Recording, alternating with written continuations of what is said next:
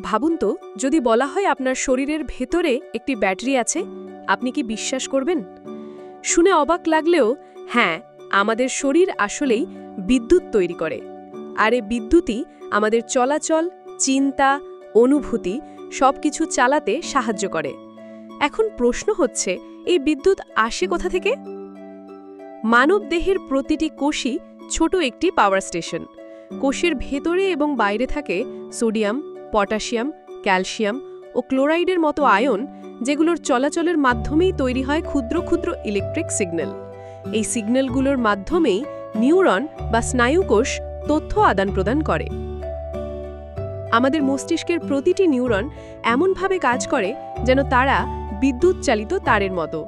যখন আপনি কিছু ভাবেন, কথা বলেন বা কোনো কিছুতে হাত দেন, তখন মস্তিষ্ক থেকে সেই নির্দেশ পেশিগুলোতে পাঠানো হয় বৈদ্যুতিক সিগন্যালের মাধ্যমে।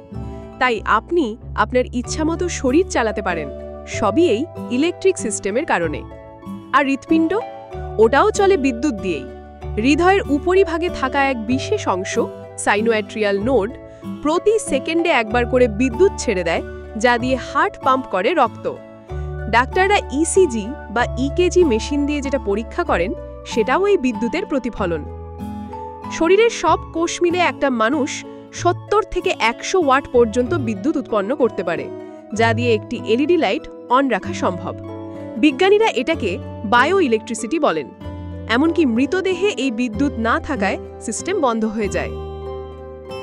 আবার কিছু বৈজ্ঞানিক গবেষণায় দেখা গেছে, দেহে বিদ্যুৎ প্রবাহ না থাকলে আমাদের সৃজনশীলতা, চিন্তা, এমনকি ঘুমের ধরন পর্যন্ত ব্যাহত হয়।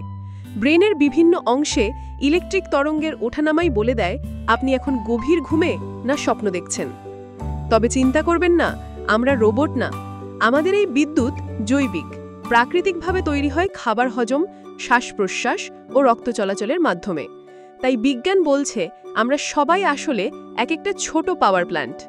শেষ কথা, পরের বার যখন আপনি ভাববেন আপনি নিছক মাংসের তৈরি একজন মানুষ, তখন মনে রাখবেন আপনার ভেতরে হাজার হাজার ভোল্টের শক্তি লুকানো আছে।